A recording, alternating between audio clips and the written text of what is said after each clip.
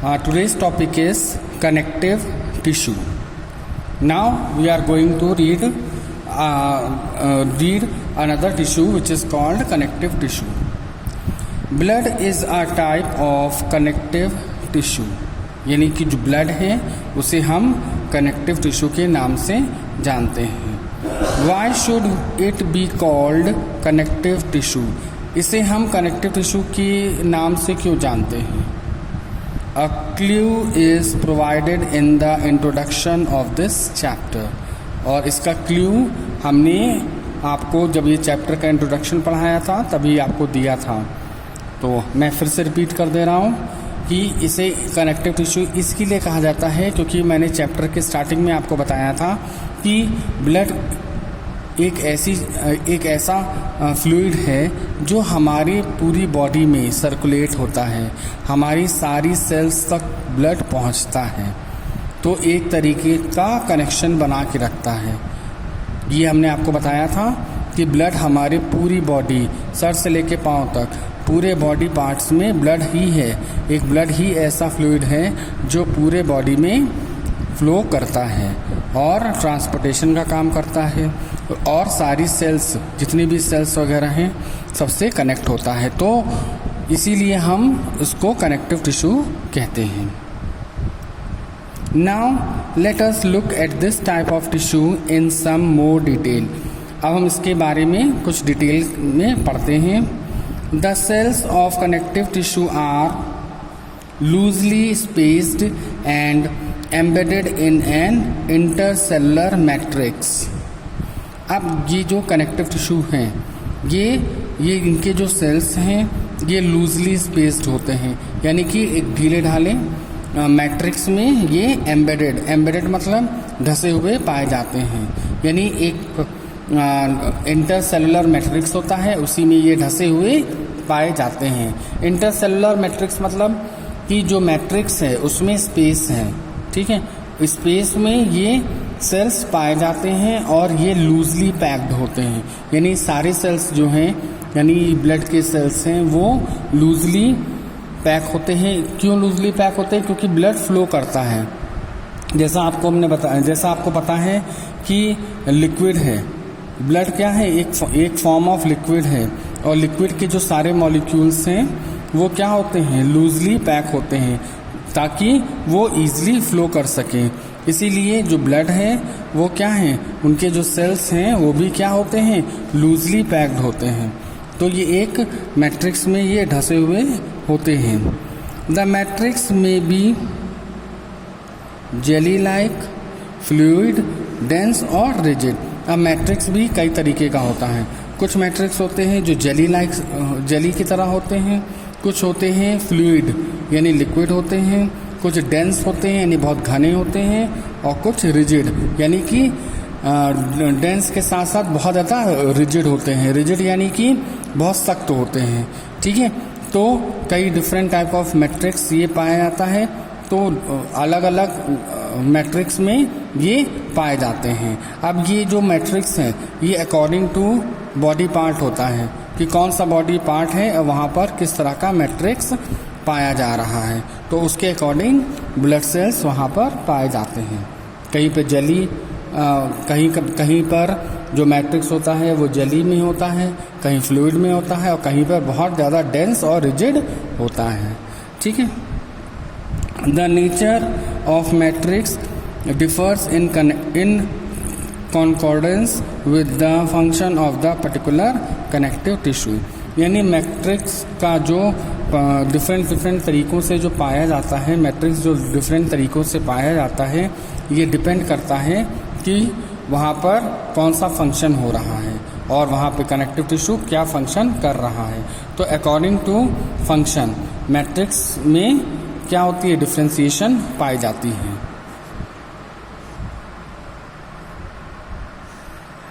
Blood has a fluid liquid matrix called plasma. अब इसके matrix को हम क्या कहते हैं, प्लाज्मा के नाम से जानते हैं. In which red blood corpuscles RBCs White blood corpuscles, WBCs and platelets are suspended. ये जो मैट्रिक्स होता है, ब्लड का जो मैट्रिक्स है, उसको हम कहते हैं प्लाज्मा। और इसी प्लाज्मा में ब्लड सेल्स पाए जाते हैं। कौन कौन से ब्लड सेल्स पाए जाते हैं? रेड ब्लड सेल्स या रेड ब्लड कार्पसल्स, जिसको हम RBC कहते हैं, वाइट ब्लड कार्पसल्स, जिसको हम WBC कहते हैं, एंड प्लेटलेट्स, और प्लेटलेट्स पाई जाती हैं। आर सस्पेंडेड, ये सारी सेल्स जो हैं वो प्लाज्मा में बिखरे हुए होते हैं, यानी कि प्लाज्मा में पाए जाते हैं। The plasma contains proteins, salt and hormones. इन सेल्स के अलावा जो प्लाज्मा है उसमें प्रोटीन भी पाया जाता है, सॉल्ट्स भी पाए जाते हैं और हार्मोन्स भी पाए जाते हैं। Blood flows and transport gases, digested food, hormones and waste materials to different parts of the body। जो ब्लड है वो क्या करता है? वो जैसा कि आपको पता है वो ट्रांसपोर्टेशन करता है गैस का, डाइजेस्टेड फूड का, हार्मोन्स भी क्या होते हैं? फ्लो करते हैं इसी के साथ, और वेस्ट मटेरियल, जितने भी सेल होते हैं जो वेस्ट मटेरियल देते हैं वो ब्लड को ही देते हैं। तो इन सारी चीज़ों का ट्रांसपोर्टेशन ब्लड के द्वारा होता है। Bone is another example of connective tissue. Bones, अब जैसे हड्डी है, ये भी क्या है? एक तरीके का कनेक्टिव टिश्यू है जो हमारी बॉडी में पाया जाता है। It forms the framework that support the body. ये एक फ्रेम की तरह, जैसे कि जैसे हम लोग फोटो फ्रेम देखते हैं उसमें फ़ोटो को सपोर्ट करता है फ्रेम, उसी तरह से जो हमारी पूरी बॉडी स्ट्रक्चर होता है उसको एक फ्रेम देता है, एक आकार देता है। कौन देता है? हमारे बोन्स। ये बोन्स क्या करते हैं? ये भी कनेक्टिव टिश्यू ही होते हैं जो हमारे पूरी बॉडी को सपोर्ट देता है और फ्रेम करता है। It also anchors the muscles and support the main organs of the body. अब बोन्स क्या करती हैं? ये जितनी भी मसल्स हैं उनको बांधे रखता है और उनको मजबूती देता है। एंकर्स मतलब कि उनकी जड़ों से जितनी भी मसल्स होती हैं उनकी सारी जो जड़ें होती हैं वो बोन्स में चिपकी हुई होती हैं। तो क्या होता है कि जितनी भी मसल्स हैं वो सब बोन से लगी हुई रहती हैं और जितने भी मेन ऑर्गन्स हैं हमारी बॉडी के उनको सपोर्ट करता है। It is a strong and non flexible tissue. What would be the advantage of this property for bone function? अच्छा, ये जो बोन होते हैं ये स्ट्रॉन्ग होते हैं और नॉन फ्लेक्सिबल टिश्यू होते हैं। ये नॉन फ्लेक्सिबल टिश्यू मीन्स लचीले नहीं होते हैं, ये हार्ड होते हैं और इनमें लचीलापन नहीं होता। तो इसमें क्वेश्चन पूछा गया है कि what would be the advantage of this properties for bone function. अब बोन में ये जो लचीलापन ना होना, तो ये लचीलापन अगर नहीं होता है तो इसका क्या एडवांटेज है? इसका क्या एडवांटेज है जिससे हमें प्राप्त होता है? बोन का लचीला ना होना या बोन का स्ट्रॉन्ग होना, इससे हमें क्या फ़ायदा मिलता है? Bone cells are embedded in a hard matrix that is composed of calcium and phosphorus compound. यानी कि जो बोन्स होती हैं ये हार्ड होती हैं। हार्ड मैट्रिक्स में जो बोन्स के सेल होते हैं ये हार्ड मैट्रिक्स में क्या होते हैं? जमे हुए होते हैं, एम्बेडेड होते हैं, जो कि कैल्शियम और फॉस्फोरस से बने होते हैं। ठीक, यानी कि हमारे जो बोन्स के सेल हैं वो कैल्शियम और फॉस्फोरस इनकी मैट्रिक्स में इनके द्वारा बने हुए मैट्रिक्स में ही क्या होते हैं? जमे हुए होते हैं। इसकी वजह से ये क्या करते हैं? हमारी बॉडी को स्ट्रॉन्ग बनाते हैं। अब ये बोन्स हैं स्ट्रॉन्ग इसीलिए होती हैं क्योंकि ये हमारी बॉडी को सपोर्ट करते हैं। अगर बोन अगर फ्लेक्सिबल होंगी तो दिक्कत ये होगी कि हमारी जो बॉडी है वो प्रॉपर सपोर्ट नहीं पाएगी। इसीलिए हमारी जो बोन्स हैं वो क्या हैं? स्ट्रॉन्ग हैं, रिजिड हैं। ठीक, यही कारण होता है कि जो हमारी बोन्स हमारी पूरी बॉडी में पाई जाती हैं वो किसी न किसी ऑर्गन को सपोर्ट देती हैं। अगर फ्लेक्सिबल होंगी तो वो अच्छे से किसी भी ऑर्गन को सपोर्ट नहीं कर पाएंगी। इसी वजह से इनका हार्ड होना ज़रूरी होता है। Two bones can be connected to each other by another type of connective tissue called the ligament. ये बहुत इंपॉर्टेंट चीज़ है कि जो लिगामेंट्स होते हैं, जब दो बोन्स आपस में जुड़ते हैं तो किसके द्वारा जुड़ते हैं? लिगामेंट्स के द्वारा जुड़ते हैं। यानी कि कौन सा कनेक्टिव टिश्यू होता है? लिगामेंट होता है। ये लिगामेंट क्या करता है? हम दो बोन्स को आपस में जोड़ करके रखता है। This tissue is very elastic. ये जो जोड़ने वाला टिश्यू है, लिगामेंट है, ये क्या होता है? फ्लेक्सिबल होता है, इलास्टिक होता है।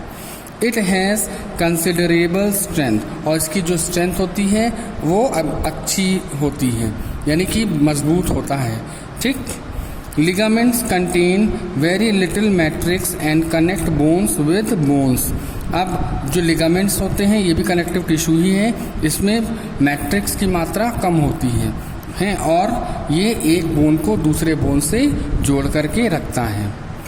Tendons connect muscles to bones and are another type of connective tissue।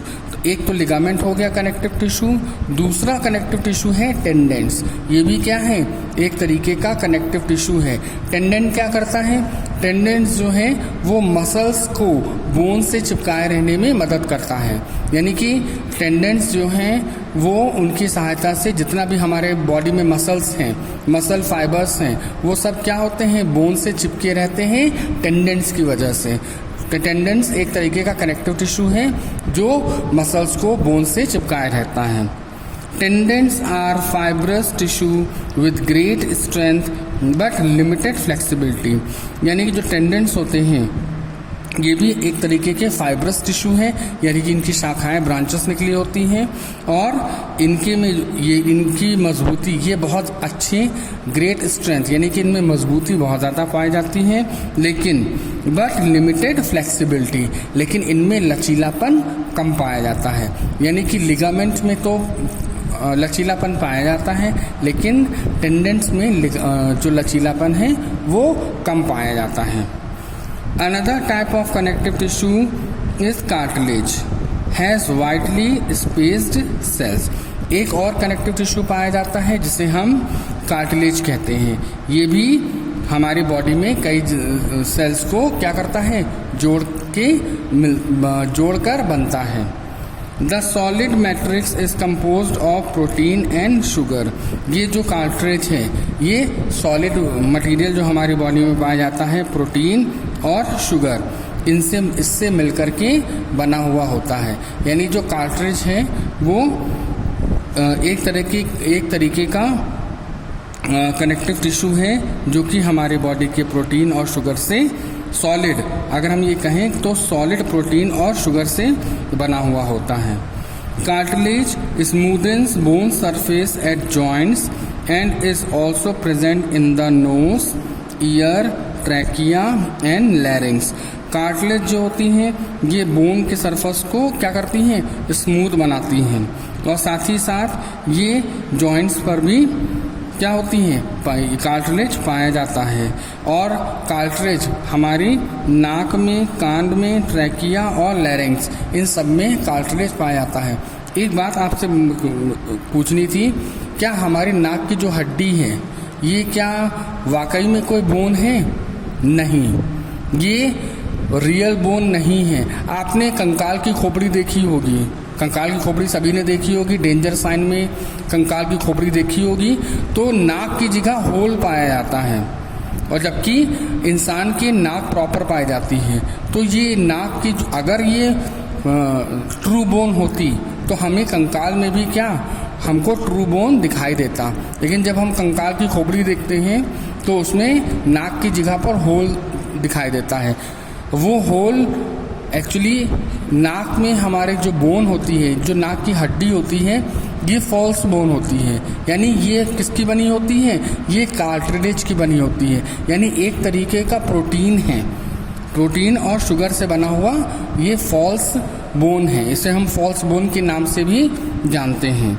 नाक की हड्डी जो होती है वो बहुत डेलिकेट होती है ना, थोड़ी सी हार्ड भी है, ऐसा नहीं है कि हार्ड नहीं होती, कार्टिलेज है, हार्ड है, लेकिन ये फॉल्स बोन है, ये पूरी तरह से हड्डी नहीं होती है।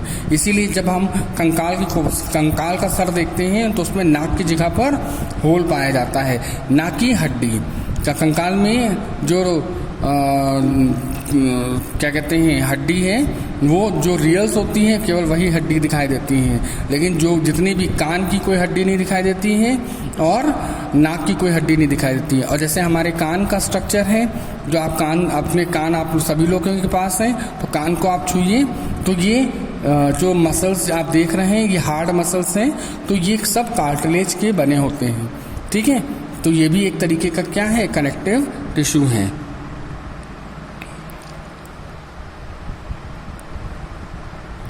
Think of how we can fold the cartilage of the ears, but we cannot bend the bones in our arms.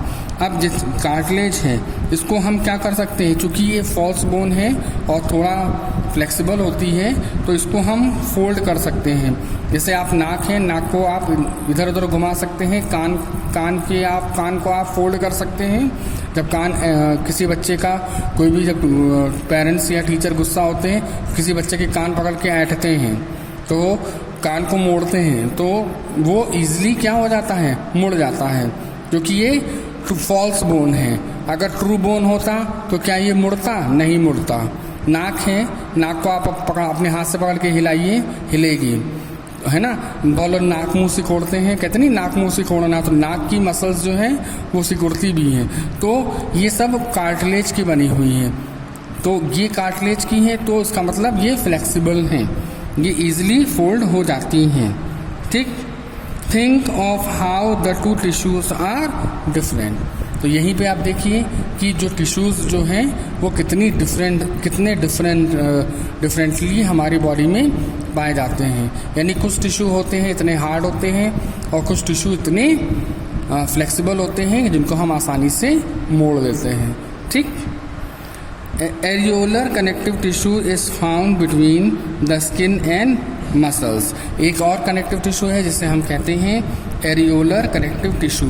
ये कहाँ पाया जाता है, ये हमारे स्किन और मसल्स में पाया जाता है, around blood vessels and nerve and in the bone marrow. यानी कि एरियोलर टिश्यू हमारे स्किन मसल्स में पाया जाता है, ब्लड वेसल्स के चारों ओर पाया जाता है, और बोन मैरो इसमें एरियोलर कनेक्टिव टिश्यू पाया जाता है।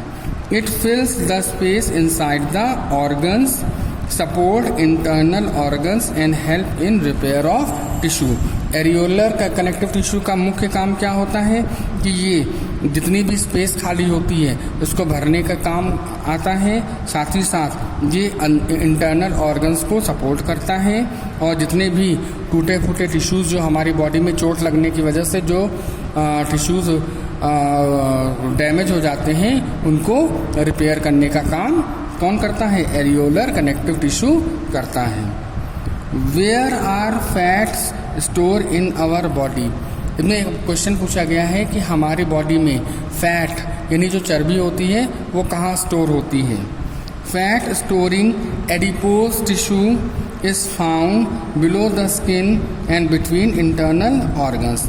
अब फैट जो हमारे शरीर में फैट या वसा पाई जाती है, इसको कौन सा टिश्यू स्टोर करता है, एडिपोज टिश्यू। ये इंपॉर्टेंट है, इसको आप ध्यान रखिएगा कि जो एडिपोज टिश्यू होते हैं ये क्या करते हैं, हमारे फैट को स्टोर करते हैं। और ये कहाँ पाए जाते हैं, ये हमारी स्किन टिश्यू के स्किन और इंटरनल ऑर्गन के बीच पाए जाते हैं, यानी स्किन के नीचे ही ये एडिपोज टिश्यू भी पाए जाते हैं जहाँ पर फैट को स्टोर किया जाता है। The cells of this tissue are filled with fat globules. ये जो फैट टिश्यूज हैं ये किसके बने हुए होते हैं, इनमें फैट के ग्लोब्यूल्स यानी फैट के मॉलिक्यूल्स जो होते हैं वो आपस में जुड़े हुए रहते हैं। Storage of fat also lets it act as an insulator. ये जितना भी फैट है ये भी क्या होता है, एज ए इंसुलेटर वर्क करता है हमारी बॉडी में। ठीक है, इंसुलेटर से मतलब यहाँ ये है कि जो भी हमारा एक्सटर्नल जो डैमेज हो, एक्सटर्नल जब हमको चोट लगती है तो ये इंसुलेटर की तरह क्या करता है, हमारे इंटरनल ऑर्गन्स तक वो धक्का, वो पुश, वो चोट पहुंचने नहीं देता है। तो एज अ इंसुलेटर ये वर्क करता है। ठीक है।